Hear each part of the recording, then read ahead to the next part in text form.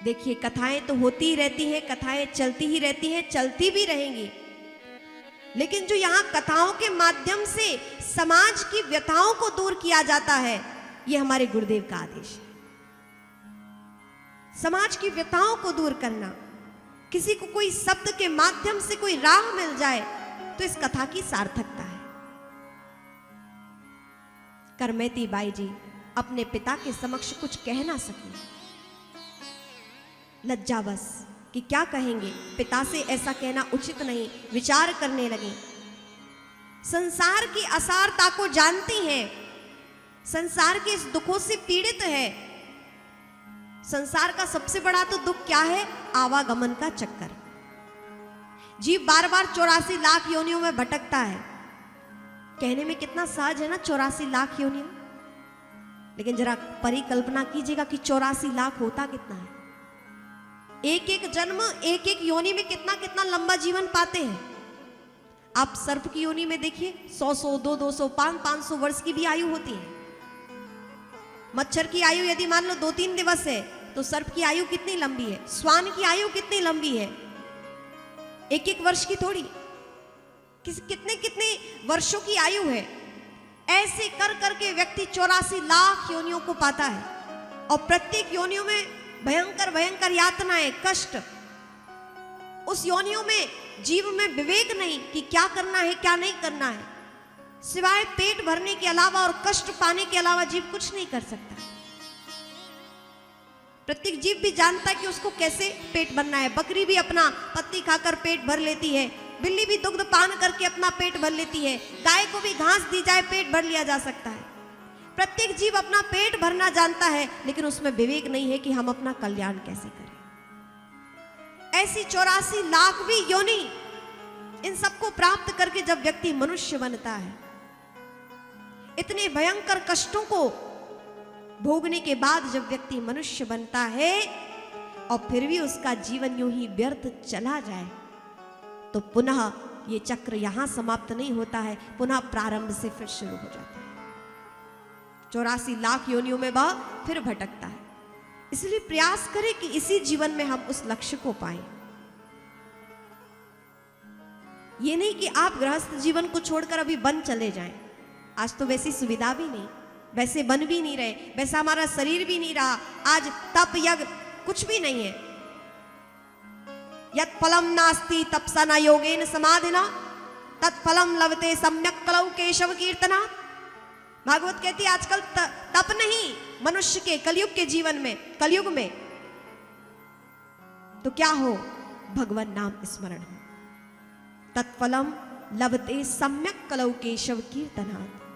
भगवान का चिंतन, भगवान का नाम जप इस कलयुग में प्राणियों को प्रकाश दिखाने वाला है, उद्धार करने वाला है। कलयुग किसी भी प्रकार बुरा हो, लेकिन सबसे अच्छा है कि भगवान नाम जप करे तो उसका उद्धार सहजता से हो सकता है। करमैती बाई जी इस संसार की असरता को जानती हैं, इसलिए आज विचाराधीन है कि क्या करें। और देखिए, सब लोग जानते हैं इस विषय को कि संसार में कुछ नहीं है, संसार संघर्षमय जीवन है। अच्छा, परंपरागत जरा देखिए कि कोई संसार में ऐसा कहने वाला हुआ कि संसार में पूर्ण रूपेण सुख है? कोई तन दुखी, कोई मन दुखी, कोई धन बिन रहा तो दास, और थोड़े थोड़े सब दुखी सुखी राम के दास। सुखी वही है जो परमात्मा का हो गया है, अपितु संसार में सब किसी ना किसी प्रकार से दुखी अवश्य है। लेकिन फिर भी सब जानते हुए भी जीव चेतता नहीं, सब जानते समझते हुए भी व्यक्ति अपना मार्ग परिवर्तित नहीं करता है। सबसे बड़ी विडंबना की बात तो यही है।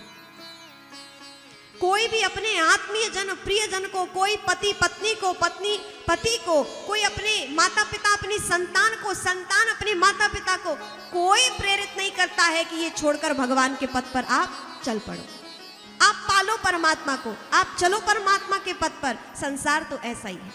कोई भी संसार में अपने प्रियजन को इस दिव्य पथ की ओर अग्रसर नहीं करता। जानते सब हैं, लेकिन फिर भी ये तो बात ठीक ऐसी हुई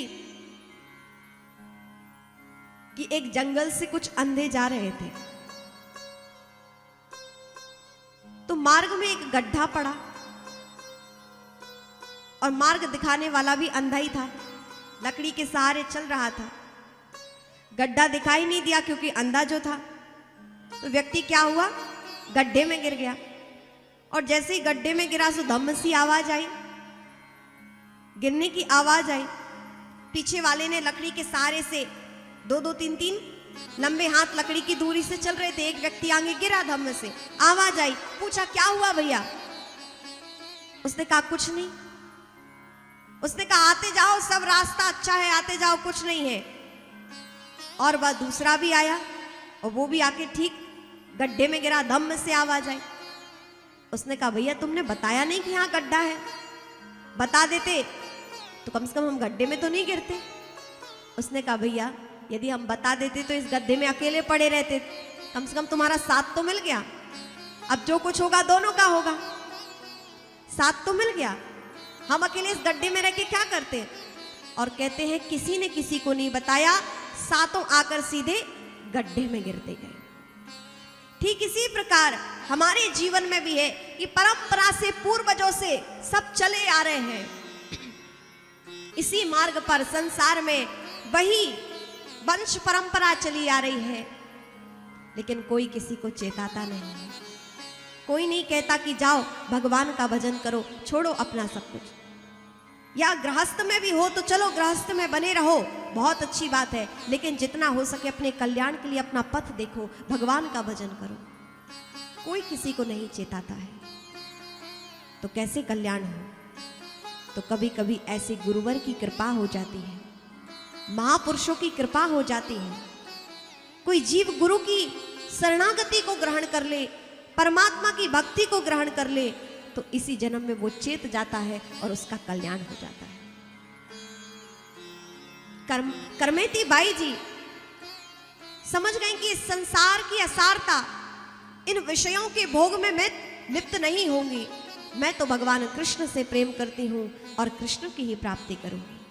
और कहते हैं रात्रि में ही विचार किया करमेती बाई जी ने, और विचार किया कि अब यहां नहीं रहूंगी, भाग जाऊंगी। और कहते हैं रात्रि में ही करमेती बाई अपने घर को छोड़कर चली गई और हृदय में बैठा परमात्मा व अंतर्यामी सब जानता है कि कौन किस भाव से हमारी ओर आ रहा है। जब व्यक्ति परमात्मा की ओर पग बढ़ाता है तो भगवान फिर उसे पग पग पर प्रेरित करते हैं, उसकी रक्षा करते हैं कि उसे क्या करना है क्या नहीं करना है। भगवान फिर उसकी रक्षा करते हैं जो भगवान के मार्ग पर चल पड़ता है।